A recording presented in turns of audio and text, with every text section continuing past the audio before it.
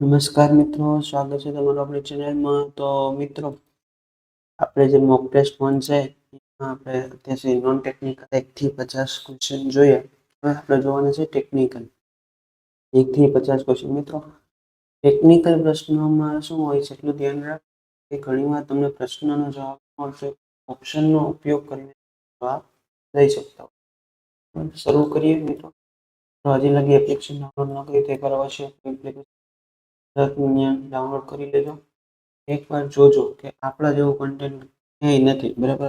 ખરેખર તૈયારી કરવી હોય, હેલ્પરમાં સિલેક્શન મેળવવું હોય, એકવાર આપણા કોર્સની મુલાકાત અગત્યથી લેજો, જરૂરી છે. હવે પ્રશ્ન જોઈએ કે ટ્રાન્સપોર્ટ વ્હીકલ ચલાવવા માટેની ઉંમર મર્યાદા કેટલી છે? કયું વ્હીકલ છે ટ્રાન્સપોર્ટ વ્હીકલ? ઓપ્શન છે 16 વર્ષ, 18 વર્ષ, 20 વર્ષ કે 22 વર્ષ. તો મિત્રો, આપણે ઉતાવળે શું કરીએ કે 18 વર્ષ. 18 વર્ષ ટ્રાન્સપોર્ટ વ્હીકલ માટે.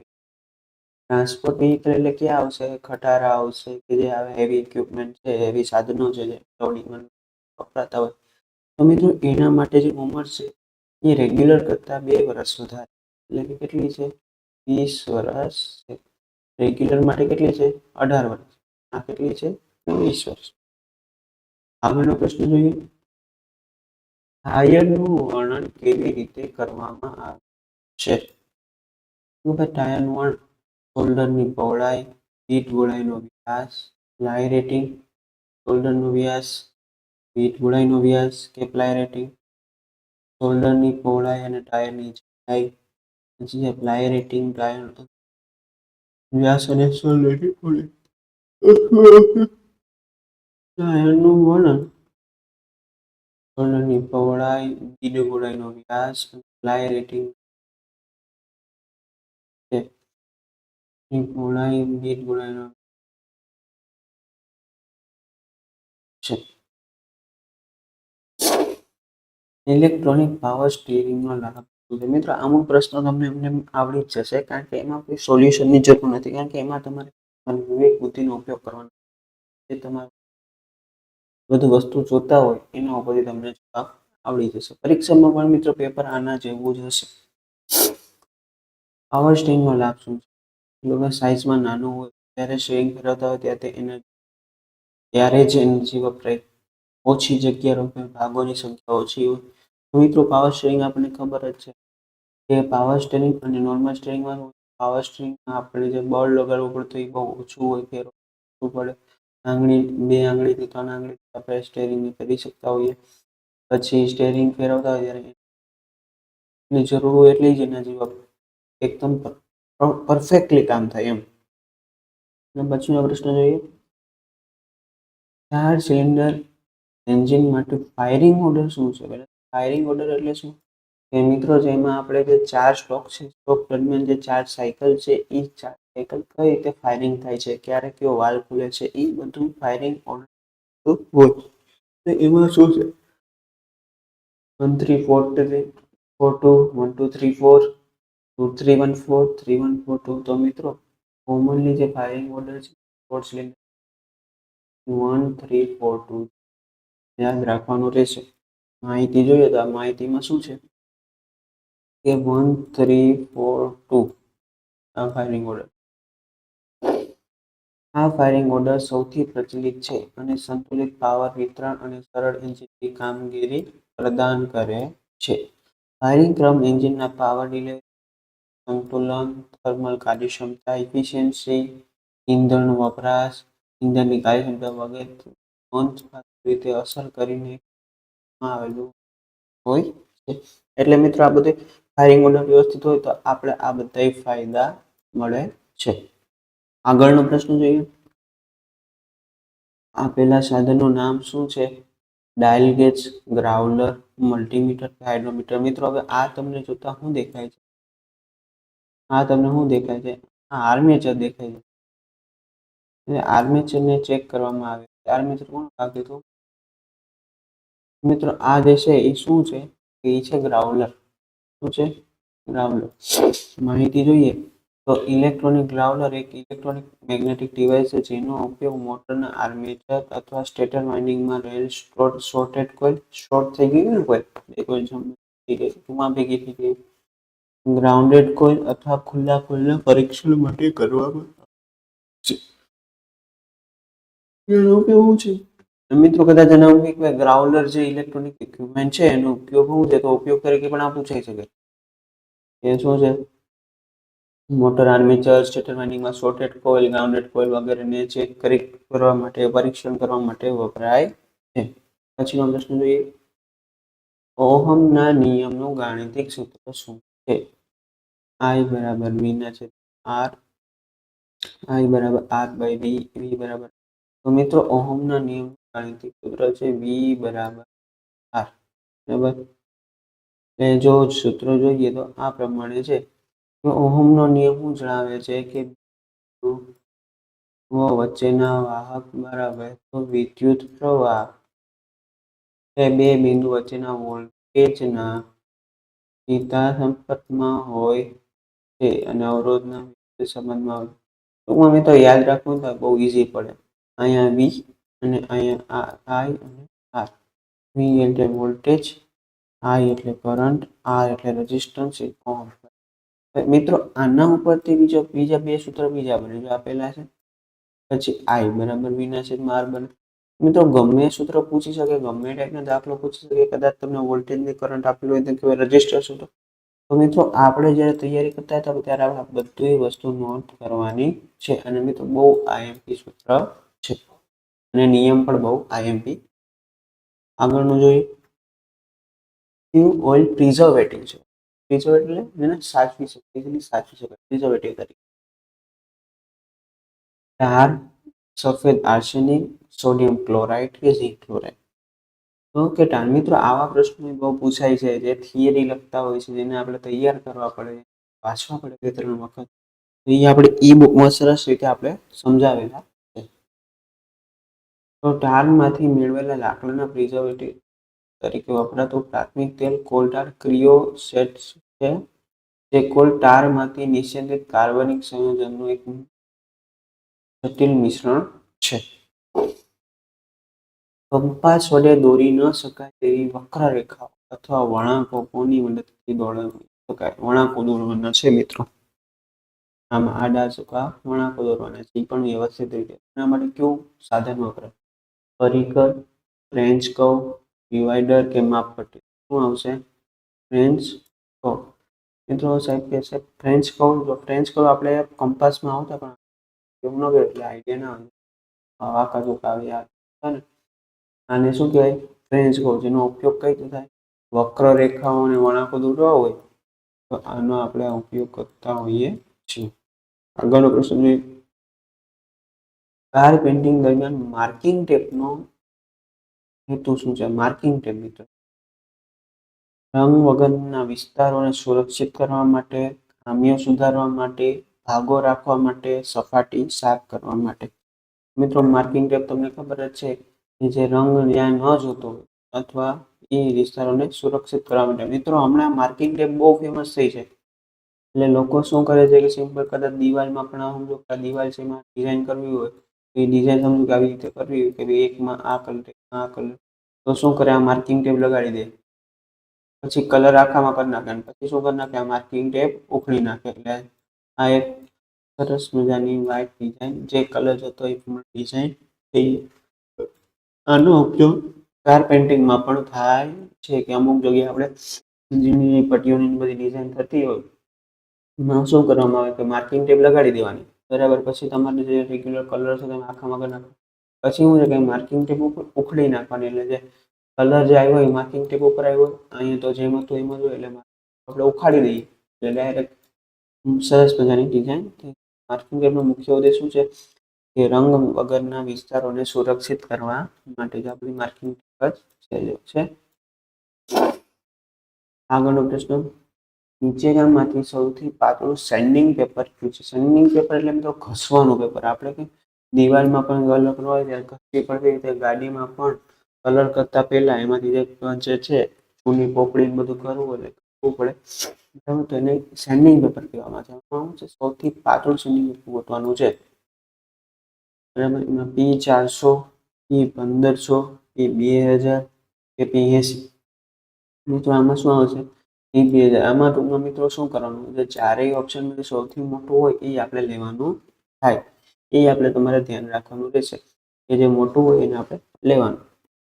આ સેન્ડિંગ પેપર અલગ અલગ, આ સ્ક્વેર ટાઈપ છે, આ રાઉન્ડ ટાઈપ છે, અલગ અલગ પ્રકારના આવે છે. મિત્રો એમાં સેન્ડિંગ પેપર જે છે ને એનું વેચાણ આ રીતે થાય, નંબર પ્રમાણે. P2000, એટલે શું છે, નંબર છે. જેમ એનો આ જે કિંમત છે એ વધતી જાય એની વધારે પાતળું થતું જાય. આગળનો પ્રશ્ન, ગેસ કટિંગમાં કયો ગેસ કટિંગ માટે મહત્વનો ભાગ ભજવે છે? Acetylene gas, oxygen gas, argon gas કે હિલિયમ ગેસ? મિત્રો તમને ખબર જ છે કે ગેસ કટિંગ હોય હંમેશા ઓક્સિજન ગેસ ખૂબ જ મહત્વનો ભાગ ભજવે છે. મિત્રો આ થિયરીમાં આપણા બધા ક્વેશ્ચન આવેલા જ છે, MCQ આપણે PDF છે એમાં પણ આ બધા ક્વેશ્ચન છે જ. તમે ચેક કરી લેજો. આવા અમુક પ્રશ્નો જે પૂછાય છે આપણે યાદ રાખવાના થશે. જો આ ગેસ કટિંગ થતું હોય એમાં મિત્રો અહીંયા જે નોઝલમાંથી જે સ્પ્રે થતો હોય, એક બાજુ એમાંથી ઓક્સિજનનો સ્પ્રે થતો હોય. હાઇડ્રોમીટરનો ઉપયોગ શું છે? અહીંયા હાઇડ્રોમીટર દેખાડેલું છે, બરાબર. પાણીની ઘનતા માપવા માટે, ઇલેક્ટ્રોલાઇટની વિશિષ્ટ ઘનતા માપવા માટે, વિશિષ્ટ ઘનતા એટલે સ્પેસિફિક ગ્રેવિટી, ઇલેક્ટ્રોલાઇટનું તાપમાન માપવા માટે, સલ્ફ્યુરિકની ઘનતા માપવા માટે. તો શું આવશે? હાઇડ્રોમીટરનો ઉપયોગ ઇલેક્ટ્રોલાઇટ જે છે, બેટરીમાં જે ઇલેક્ટ્રોલાઇટ છે, પાણી જે ડિસ્ટિલ વોટર છે એની વિશિષ્ટ ઘનતા માપવા માટે થાય છે. એનાથી મિત્રો આપણને શું અંદાજ આવશે? એનાથી આપણને અંદાજ આવશે આ જે છે લિક્વિડ એ વધારે ઉમેરવું પડશે કે નહીં, ખાલી થઈ ગયો તો કઈ રીતે, એ બધું ચેક કરવા માટે હાઇડ્રોમીટરનો ઉપયોગ થતો હોય. તો મિત્રો હાઇડ્રોમીટર મેં તમને દર્શાવેલું છે. અહીંયા બૂચ હોય, અંદર છે ને એક આપણે થર્મોમીટર જેવું લાગતું હોય એવું રીડિંગ વાળું, રીડિંગ ટાઈપનું હોય. પછી આ છે ને તમારે પેલા પાણીમાં ડૂબી લેવાનું, બરાબર. પછી આને પ્રેસ કર, પાણી અંદર આવશે અને પછી આ જે છે ને આ ઉપર આવશે. પછી અહીંયા રીડિંગ લખેલા હોય મિત્રો. પછી આ જ્યાં સ્થિર થાય ત્યાંથી રીડિંગ લેવાનું, બરાબર. પછી ગ્રેવિટી જોવાની કે આટલી ગ્રેવિટી છે, આટલી ગ્રેવિટી એટલે શું છે, પાણી નાખવું પડે, બેટરીની કન્ડિશન કેવી છે, બરાબર, ઓછી છે, સારી છે, નબળી છે, બધું એના ઉપરથી ખબર પડી જાય. આને શું કહેવાય મિત્રો? હાઇડ્રોમીટર. એક્સેલ અને ચેસિસ ફ્રેમ વચ્ચે કઈ ફ્રેમ સિસ્ટમનો ઉપયોગ કરવામાં આવે? કારમાં, વ્હીકલમાં એક્સેલ અને ચેસિસ ફ્રેમ વચ્ચે કઈ સિસ્ટમનો ઉપયોગ કરવામાં આવે? Braking system, suspension system, steering system અને કુલિંગ સિસ્ટમ. મિત્રો ચેસિસ ફ્રેમ એટલે જેના ઉપર આ બધું લોડ મૂકવામાં આવેલું, બરાબર, સૌથી હેવી વસ્તુ એન્જિનની. તો મિત્રો આમાં શું આવશે? Suspension system. એક્સેલ અને ચેસિસ ફ્રેમ વચ્ચે કઈ સિસ્ટમનો ઉપયોગ થતો હોય છે? Suspension system. જો આ એક્સેલ છે, એમાં જો આ સસ્પેન્શન સિસ્ટમ મેં તમને આખું કન્સ્ટ્રક્શન દર્શાવેલું છે. આ તમારો મેન હોય, બરાબર. અને પછી એક્સિલ ને ડ્રમ ને જે પણ હોય, અહીંયા શું હોય? સસ્પેન્શન સિસ્ટમ એટલે જમ્પિંગ સિસ્ટમમાં જમ્પ ન લાગે અને સસ્પેન્શન આગળ સસ્પેન્શન આવી રીતે મોટા વ્હીકલમાં એવી ચેસિસની વચ્ચે સસ્પેન્શન, ચેસિસ અને એક્સેલની વચ્ચે સસ્પેન્શન સિસ્ટમ આપવામાં આવેલી હોય છે. આપેલા પંચનું નામ શું છે? ડોટ પંચ, બ્રેક પંચ, સેન્ટર પંચ કે હોલો પંચ? આપેલો પંચ શું છે મિત્રો? કયો છે? ખબર પડી જાય કે આ સેન્ટર પંચ છે. જો તમને ઇમેજ દેખાડો સેન્ટર પંચ, મિત્રો આ શું જો આ ઇમેજ તમને યાદ તરત રહી જાય. શું છે સેન્ટર પંચ? મિત્રો આપણે ઈ બુક પણ એવી જ બનાવી છે, આવી રીતે ઇમેજ વાળી, કે આપણું મગજ છે ઇમેજ માટે તરત એક્ટિવ હોય. અને પરીક્ષામાં 3-4 પ્રશ્નમાં પૂછાશે, ઇમેજ હોય તો આપણો આઈડિયા ક્લિયર થઈ જાય કે હા ઇમેજ તરત યાદ આવી જાય કે ભાઈ સેન્ટર પંચ છે, સેન્ટર પંચમાં ક્લિયરન્સ એંગલ જો અહીં ક્લિયરન્સ એંગલ 90 નો છે તો એ તરત યાદ આવી જાય. મોટર વાહન અધિનિયમ ભારત સરકારમાં ક્યારે લાગુ પડ્યો હતો? 1 જુલાઈ 1989, 1 એપ્રિલ 1987, ઓગસ્ટ 1985 1 જુલાઈ 1988 મિત્રો યાદ રાખવાનો પ્રશ્ન છે, યાદ રાખી લેવાનું આપણે કે મોટર વાહક અધિનિયમ 1 જુલાઈ 1989 લાગુ પડ્યો. ભારત સરકાર દ્વારા 1 જુલાઈ 1989 માં લાગુ થયો. વાહકમાં ઉત્પન્ન થતી ગરમીને કયો વિદ્યુત જથ્થો અસર કરે છે? વોલ્ટેજ, કરંટનો વર્ગ, અવરોધનો વર્ગ. તો મિત્રો વિદ્યુતનો જથ્થો છે એને કરંટનો વર્ગ આપણે એમ કહીએ કે ભાઈ આમાં લોસીસ કઈ રીતે થશે, તો લોસીસ હંમેશા આપણે યાદ હોય તો P બરાબર I² R, જે I એટલે કરંટ, R એટલે અવરોધ. જેમ કરંટની વેલ્યુ વધારે હશે એમ શું કહેવાય લોસ આપણો વધશે I² R ના પ્રમાણે. વધારે ગરમ થશે, હીટિંગ વધારે પકડશે, જેમ અવરોધ વધારે છે ત્યારે પણ આ વસ્તુ થશે. પણ એટલું યાદ રાખવાનું કે જ્યારે ગરમી આવે બરાબર, હીટિંગ આવે તો હીટિંગ માટે વાહકમાં ઇલેક્ટ્રિસિટીના કારણે જે હીટિંગ થાય વાહકમાં એના માટેનું સૂત્ર શું છે? I² R. I નો વર્ગ કરંટનો વર્ગ અને અવરોધ એઝ ઇટ ઇઝ. આગળ જોઈએ, પાતળી સીટને સંભાળતી વખતે સલામતી માટે શું પહેરવું જોઈએ? ટોંગ, ક્લેમ્પ, હેન્ડ ગ્લોવ્સ કે હેન્ડસ્ક્રીન. મિત્રો ટોંગ છે એ સાધન છે, ક્લેમ્પ સાધનો છે, આપણે પહેરવાનું છે. પણ શું છે? હાથની સલામતી માટે. આપ સલામતી એટલે હાથની સલામતી છે, આમાં સેલ્ફ સલામતી છે, પર્સનલ સલામતી છે. મિત્રો આમાં શું આવશે? હેન્ડ ગ્લોવ્સ આવશે. શું છે? Hand gloves. આગળનો પ્રશ્ન જોઈએ, એસઆઈ યુનિટમાં દબાણનો એકમ છે. મિત્રો આપણે આ એસઆઈ યુનિટનો આખો શું કે કયા યુનિટ કોના છે એ આપણે આપણી એપ્લિકેશનમાં મૂકેલું છે, એકવાર જોઈ લેજો. કદાચ એકાદ વસ્તુ પૂછાઈ જાય છે એટલે ઇન્ટરનેશનલ જે સ્ટાન્ડર્ડ છે એના પ્રમાણે. દબાણ બરાબર, પહેલા તો દબાણ એટલે ખબર હોવી જોઈએ. દબાણ એટલે કે પ્રેશર, પ્રેશર બરાબર ફોર્સ ડિવાઇડેડ બાય એરિયા. મિત્રો આવી આપણે બનાવી ફોર્સ, મિત્રો તમને ખબર જ છે ફોર્સ એટલે શું છે, કે ફોર્સ એટલે ન્યૂટન થશે બરાબર. બળનો એક ન્યૂટન છે. એ એટલે એરિયા, એરિયાનો તમને ખબર જ છે મીટર સ્ક્વેર બરાબર, મીટર ગુણ્યા મીટર. તો ન્યૂટન મીટર સ્ક્વેર અથવા આને શું કહેવામાં આવે? પાસ્કલ કહેવામાં આવે. તો શું કહેવામાં આવે? પાસ્કલ. પાસ્કલ નામના વૈજ્ઞાનિક આ દબાણ વિશે પાસ્કલ કહેવામાં. એટલે હવે આપણે યાદ રાખીએ તો શું છે? દબાણનો એકમ પાસ્કલ, અથવા મિત્રો જો પાસ્કલ ન આપેલું હોય તો ન્યૂટન મીટર સ્ક્વેર આપણને યાદ રહેવું જોઈએ બરાબર. જો પાસ્કલ બરાબર ન્યૂટન મીટર સ્ક્વેર અને ન્યૂટન બરાબર કિલોગ્રામ. આ આનો મેઇન યુનિટ છે. વર્નિયર કેલિપર દ્વારા માપી શકાતું શક્ય નાનામાં નાનું માપ કયું છે? નાનામાં નાનું માપ એટલે મિત્રો શક્ય નાનામાં એટલે એનાથી નાની કોઈ વસ્તુ વર્નિયર કેલિપર માપી શકશે નહીં. એ આવી ગયો બેસ. માપી શકે તો એનાથી ઉપર ખરી, આનાથી નીચે એક પણ નહીં. Actual reading, least count, main scale division, vernier scale division. તો શું આવશે મિત્રો?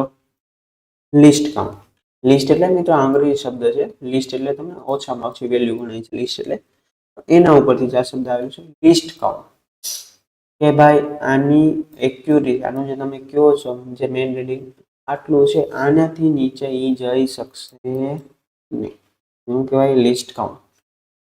એટલે કોઈ પણ ઇક્વિપમેન્ટ આવે, તમે માઇક્રોમીટર આવે તો માપી શકો તો ના, લિસ્ટ કાઉન્ટ જ આવશે. એક વ્યાખ્યા છે list કાઉન્ટની.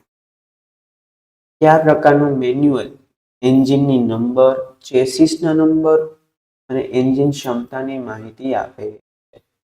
Shop manual, labour guide, repair manual કે ઓનર્સ મેન્યુઅલ? શું આવશે? ઓનર્સ એટલે માલિક, ઓનર એટલે માલિક. માલિકની જે મેન્યુઅલ છે એને જે લિસ્ટ છે એની પાસે, એમાં તમને શું મળી જાય? આપણે એન્જિનનો નંબર મળી જાય, ચેસિસનો નંબર પણ એમાં મળી જશે અને એની ક્ષમતા કેટલી છે એના વિશેની માહિતી મળશે. મિત્રો પરીક્ષામાં આવા જ પ્રશ્નો પૂછાય. તમે એમ કહેશો બહુ અઘરો પ્રશ્નો એકદમ સિમ્પલ હશે, લોજિકલ હશે. આપણી ખાલી તૈયારી એવી પ્રકારની હોવી જોઈએ. શીટ મેટલ વર્ક માટે કયું સસ્તું શીટ મેટલ વપરાય છે? Copper sheet, stainless steel sheet, black iron sheet, galvanise iron sheet. તો જે સૌથી સસ્તી શીટ છે મિત્રો એ છે બ્લેક આયર્ન શીટ. શીટ મેટલમાં જે સૌથી સસ્તી શીટ છે એ કઈ છે? Black iron sheet. જોઈએ ક્યાં છે મિત્રો? બ્લેક આયર્ન શીટ સૌથી સસ્તી શીટ છે. લિમિટ ગેજનું નામ આપો. આકૃતિ આપી છે. આ લિમિટ ગેજ કયો છે? સાદો રિંગ ગેજ છે, પેપર પ્લગ ગેજ છે, પ્રોગ્રેસિવ પ્લગ ગેજ છે કે ડબલ એન્ડેડ પ્લગ ગેજ છે? તો મિત્રો આ લિમિટ ગેજ કયો છે? આ છે પ્રોગ્રેસિવ પ્લગ ગેજ. કયો છે? Progressive plug gauge. પછીનું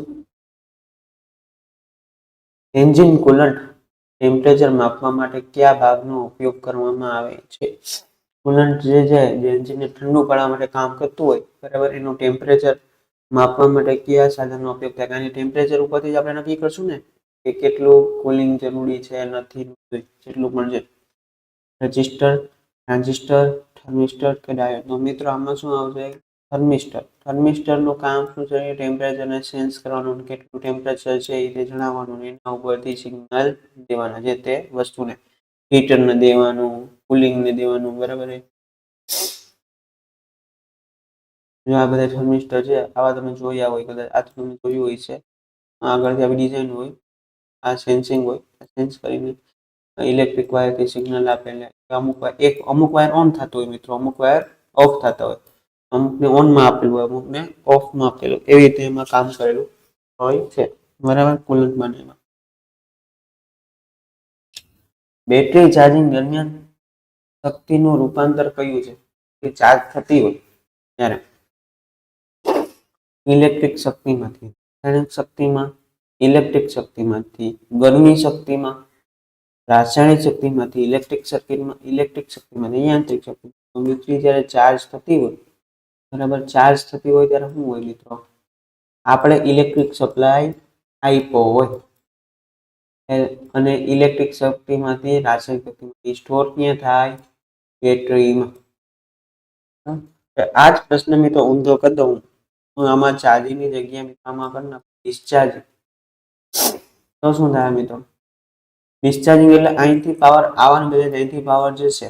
તો કેમાંથી જશે? તો ભાઈ રાસાયણિક શક્તિમાંથી ઇલેક્ટ્રિકમાં. પરંતુ અહીંયા શું છે? ચાર્જિંગ. એટલે ઇલેક્ટ્રિક શક્તિમાંથી રાસાયણિક શક્તિ. મિત્રો આવી બેટરી તો તમે જોઈ છે. અહીંયા બે પ્રોબ હોય, અહીંયાથી ઇલેક્ટ્રિક સપ્લાય લેવાનો હોય, દેવાનું હોય, ચાર્જિંગ કરવાનું હોય ને ડિસ્ચાર્જિંગ કરવાનું હોય. આગળનો પ્રશ્ન જોઈએ મિત્રો. આઉટસાઇડ માઇક્રોમીટરના સમાન થિમ્બલ ડિવિઝન ભાગ કરવામાં કેટલા સમાન ડિવિઝન ભાગ કરવામાં આવે છે?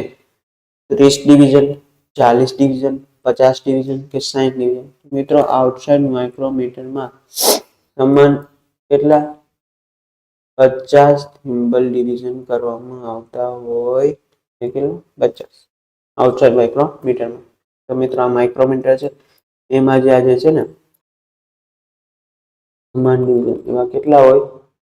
50 એ સમાન ડિવિઝન હોય છે.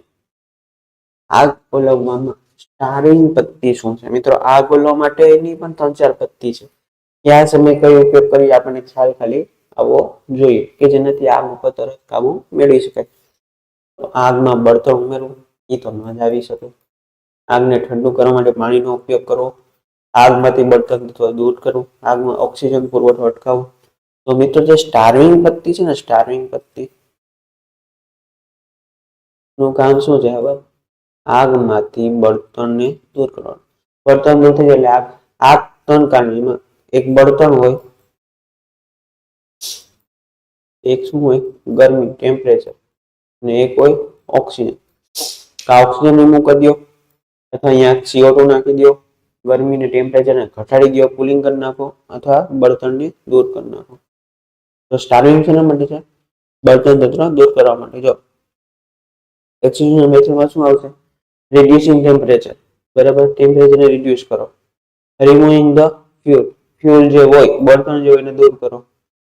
એક્સક્લુડિંગ ધ ઓક્સિજન, ઓક્સિજનને ખેંચી લ્યો અને અથવા કાર્બન ડાયોક્સાઇડ નો સ્પ્રે કરો. આ 4 મેથડ છે.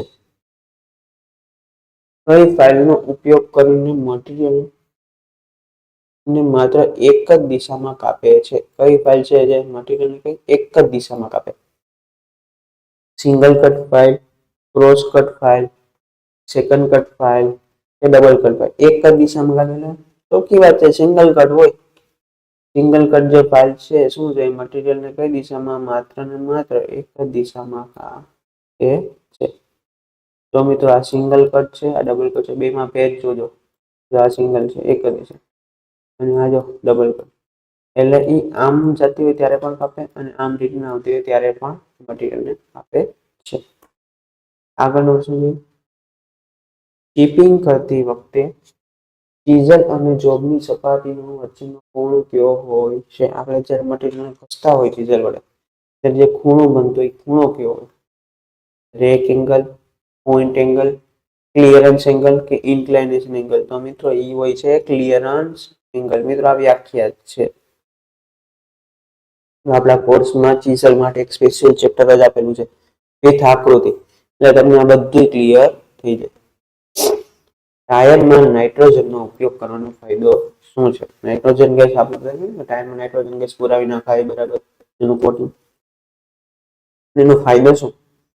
રોડ ઉપર સારી પકડ બનાવી રાખવા માટે, ટાયરનું આયુષ્ય વધારવા માટે, વાહનમાં કુશનિંગ અસર આપવા માટે, આંચકાને ધ્રુજારીનું રક્ષણ કરવા માટે. મિત્રો મેન તો શું છે?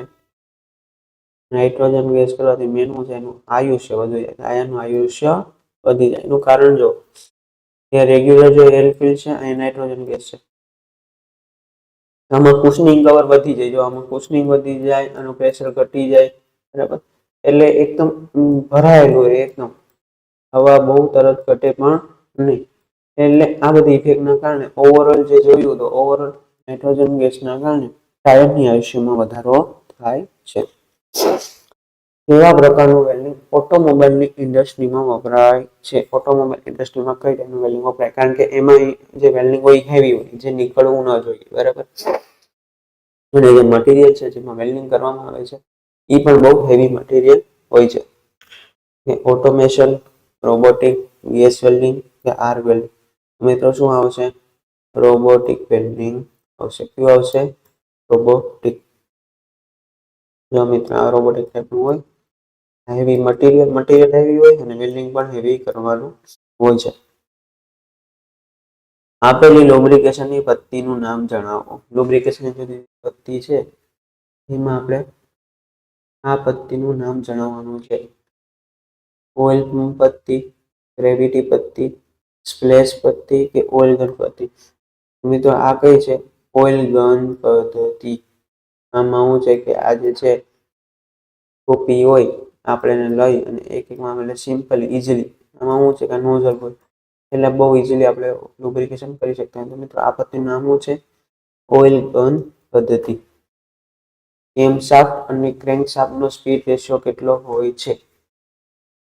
અડધો, સમાન, ડબલ કે ટ્રિપલ? મિત્રો એના માટે યાદ રાખશો કે કેમશાફ્ટ અને ક્રેન્કશાફ્ટનો જે સ્પીડ રેશિયો હોય છે એ જનરલી અડધો હોય છે. 1/2 બધાને એમ લખેલું હોય તો શું 1/2 પણ લખી શકે, અથવા 50% પણ લખી શકાય. આગળનો પ્રશ્ન, પિસ્ટન પિન કયા મટીરિયલની બનેલી હોય છે? મિત્રો આવો એકાદ પ્રશ્ન ધારો કે પૂછાય છે કે મટીરિયલ કયું, આ વસ્તુ કયા મટીરિયલમાંથી બનાવવામાં આવે છે? High speed steel, cast iron, chromium, vanadium, nickel steel? તો શું આવશે મિત્રો? Chromium, vanadium, nickel steel. Piston pin chromium, vanadium માંથી બનાવવામાં છે. મિત્રો આપણે થિયરીમાં જે તે વસ્તુ આવેલી છે કેમાંથી બનાવવામાં આવે છે બધી એ સ્લાઇડમાં માહિતી આપી છે, એક એક વસ્તુની જોઈ એકવાર. દબાણનું નિયમન વાલ્વ નિષ્ફળ થાય તો કયો વાલ્વ સિસ્ટમના દબાણને ખૂબ ઊંચું થતું અટકાવે છે? Check valve, relief valve, pressure valve કે દિશા નિયંત્રણ valve?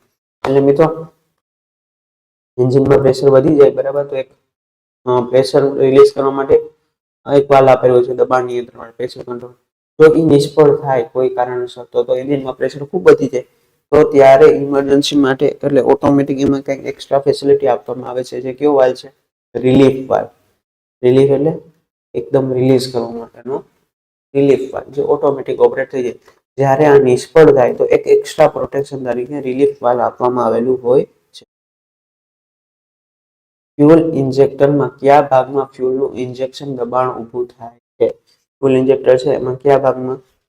Solenoid, regulator, common rail કે ફ્યુઅલ પંપ? તો મિત્રો એમાં શું આવશે? સોલેનોઇડ માં ફ્યુઅલનું ઇન્જેક્શન દબાણ ઊભું થાય છે. તો મિત્રો મેં સોલેનોઇડ તમને દર્શાવેલું છે. સિમ્પલ આવી ટાઈપનું હોય છે, આગળ આ નોઝલ ટાઈપનું હોય છે. અહીંથી આપણી જે સ્પાર્ક છે એ ઊભું થતું હોય ફ્યુઅલ ઇન્જેક્ટરમાં. એમાં શું આવશે? ઊંચું દબાણ ક્યાં ઉત્પન્ન થાય? સોલેનોઇડમાં.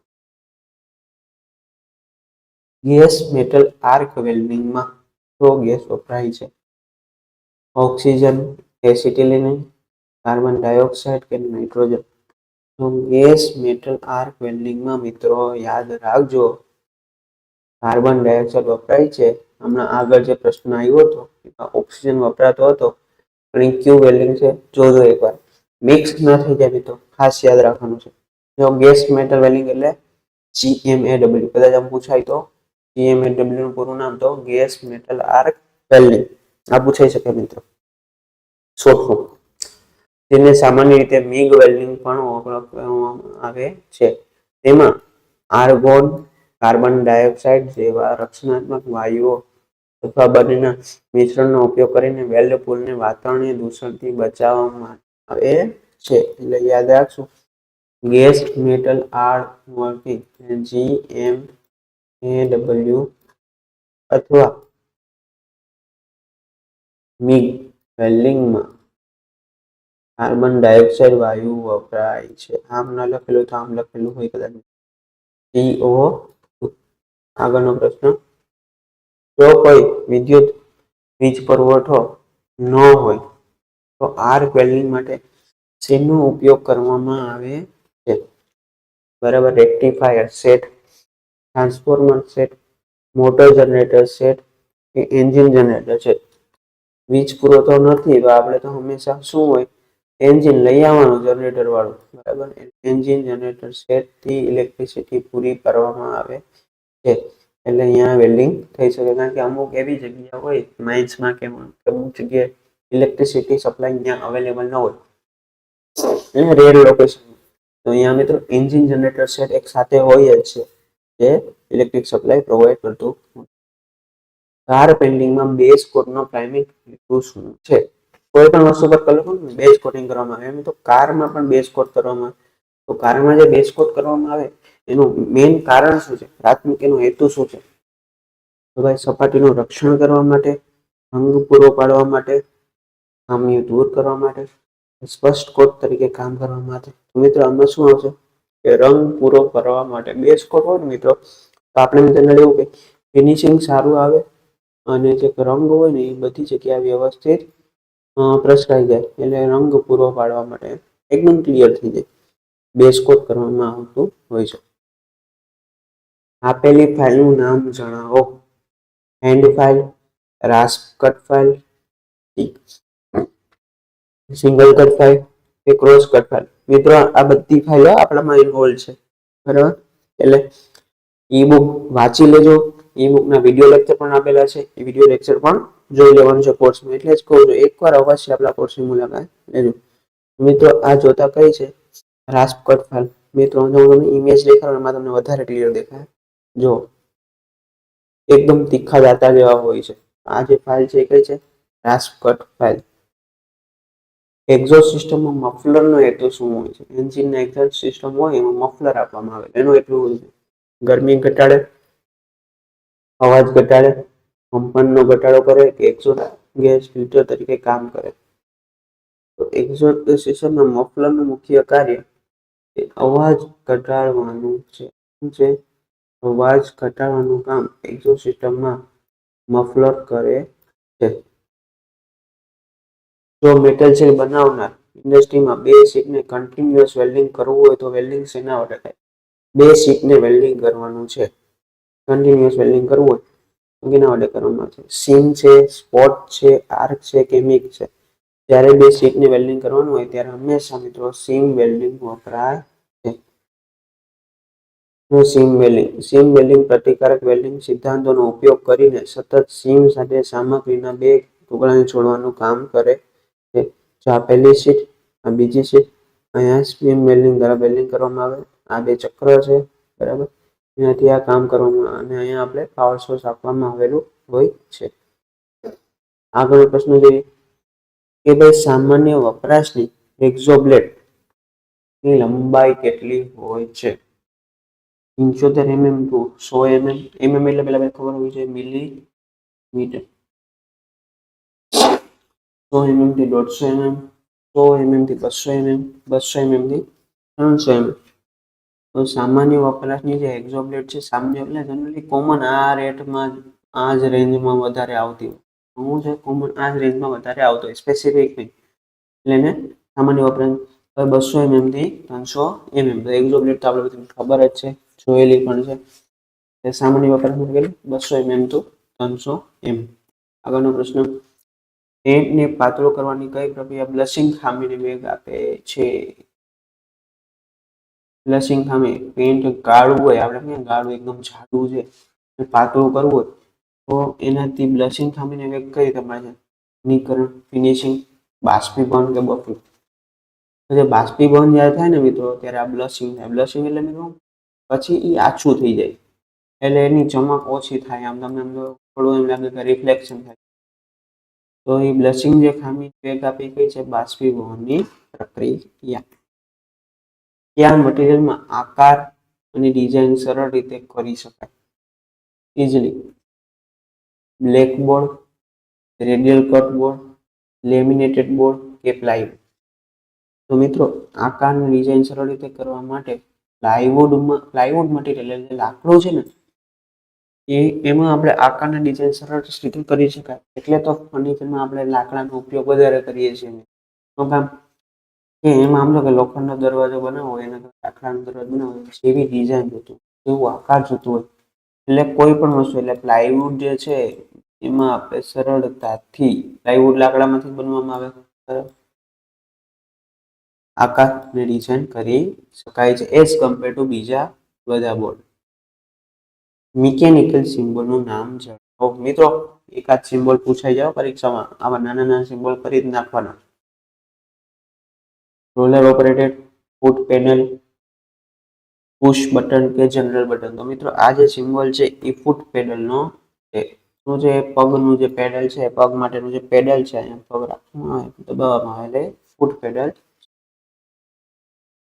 કાર ઉપાડવા માટે કાર સર્વિસ સ્ટેશનમાં કયા પ્રકારના સર્વિસ સાધનનો ઉપયોગ થાય છે? કાર છે એને કામ કરવું હોય, મેન્ટેનન્સ કરવું હોય, કાંઈ પણ કરવું હોય તો કારને પેલા ઉપાડવી પડે. નીચે તો આપણે કેટલા સમય સુધી રહી શકીએ એના માટેનું આ પ્રશ્ન છે. Rubber press, hydraulic Jack, hydraulic હોઇસ્ટ કે હાઇડ્રોલિક પ્રેસ. તો મિત્રો એમાં શું હશે? હાઇડ્રોલિક હોઇસ્ટ. બરાબર, ઇમેજ દેખાડો એટલે તમને આઈડિયા આવી જશે. હાઇડ્રોલિક હોઇસ્ટ. તો મિત્રો માણસ કામ કરે છે, ઇઝીલી કામ થાય છે, સરળતાથી કામ કરી શકે ટેન્શન વગર. આ જે છે ને મિત્રો, જો આ બે સ્ટેન્ડ છે, આ છે હાઇડ્રોલિક હોઇસ્ટ. કાર ઉપાડવા માટે શું આપવામાં આવેલું હોય છે? હાઇડ્રોલિક હોઇસ્ટ. ઇમેજ જોશો એટલે તમને કાયમી માટે યાદ થઈ જશે. વર્નિયર કેલિપરમાં એક સરખી ચિહ્નિત ભાગ શું દર્શાવે છે? બીમ, લોક સ્ક્રૂ, સ્લાઇડિંગ કે મૂવેબલ જો. આ જે ભાગ છે એ શું દર્શાવે છે? મિત્રો આ જે દર્શાવે છે એ સ્લાઇડિંગ દર્શાવે. શું દર્શાવે? સ્લાઇડિંગ. એનાથી બધું સ્લાઇડ થશે અને રીડિંગ આપણે મેળવશું. આગળનો પ્રશ્ન આપણો છે કે મોટું વર્તુળ અને આર્કનું નિશાન કરવા માટે કયા સાધનનો ઉપયોગ થાય છે? એ ટૂલ્સ વિશે પૂછ્યું છે. ટૂલ્સનો ઉપયોગ વિશે એટલે બધા ટૂલ્સ આપણે મિત્રો જોઈ લઈએ. ડિવાઈડર છે, કેલિપર છે, રિંગ કમ્પાસ છે કે ટ્રેમર છે. તો મિત્રો મોટું વર્તુળ અને આર્કનું નિશાન કરવા માટે ટ્રેમરનો ઉપયોગ થતો હોય છે.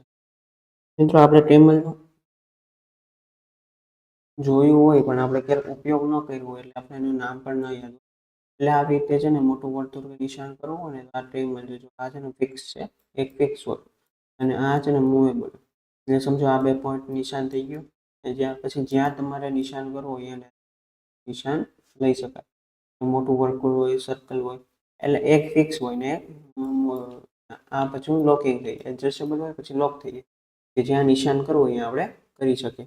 આગળનો પ્રશ્ન છે, ડીઝલ એન્જિનમાં વધારે ઈંધણ વપરાશનું કારણ શું છે? ઓઇલનું સ્તર વધારે હોય, એર ક્લીનર ભરાયેલું હોય, ટાંકીમાં બળતણ ઓછું હોય કે વધારે કમ્પ્રેશન દબાણ. મિત્રો આમાં આવશે કે એર ક્લીનર જ્યારે ભરાયેલું હોય, આપણે ઘણી વાર તમને એર ફિલ્ટર ઓઇલ ફિલ્ટર આપણે બદલતા હોઈએ છીએ, આપણે બધાને ખબર છે કે કાંઈ પણ સર્વિસમાં જાય ને પહેલાં કે એર ફિલ્ટર બદલી નાખો, ઓઇલ ફિલ્ટર બદલી નાખો. તો જો ફિલ્ટર ભરાયેલું હોય ને શું થાય, ઈંધણનો વપરાશ છે જે છે ફ્યુલ એ બહુ વધારે વપરાય, એટલે એ ક્લીન હોવું જોઈએ. આગળનો પ્રશ્ન છે, છેલ્લા પ્રશ્ન આપણે પહોંચી ગયા છીએ. સરસ મજાનો પેપર છે અને તમારો મિત્રો પરીક્ષાનો પેપર પણ આવવું જોઈએ. તમે તમારી તૈયારી ચેક કરો અને આ રીતે જ તૈયારી કરો. તૈયારી પણ વ્યવસ્થિત કરવી જરૂરી છે. ગમે એમ તૈયારી કરો, અમુક વાંચો, અમુક વસ્તુ વાંચો, જે નથી વાંચવાની વાંચો, એવું બધું ન થવું. એટલે આપણે ક્વેશ્ચન જોઈ લઈએ. વાહનનો સૂચના રિપોર્ટ શું દર્શાવે? વાહનના ટ્રેકિંગ વિશેની માહિતી આપે છે, વાહનની સલામતી વિશે માહિતી આપે છે, વાહન રજિસ્ટ્રેશન ઇતિહાસ વિશે માહિતી આપે છે કે ચેતવણી સિસ્ટમ વિશે માહિતી આપે છે. મિત્રો વાહન જે સૂચના રિપોર્ટ છે એ વાહન રજિસ્ટ્રેશન ક્યારે થયું, બરાબર, કેટલા લગી વેલિડ છે, એ બધીની માહિતી વાહન સૂચના રિપોર્ટ આપે છે. તો મિત્રો સરસ મજાના આપણું આજે મોકળું પેપર પૂરું કર્યું, બરાબર. તો મિત્રો હજી લગી જો તમે લાઇક શેર સબસ્ક્રાઈબ ન કરેલ તો ચેનલને લાઇક શેર સબસ્ક્રાઈબ કરી દેજો, શેર કરજો જેટલી બને એટલી. અને જો હેલ્પર બનવું હોય તો એકવાર અવશ્ય અમારા કોર્સની મુલાકાત લેજો, પછી જ બીજા કોઈ જોડે જોઈન થજો. અને આ જ રીતે આપણી તૈયારી થતી રહેશે. ઓકે.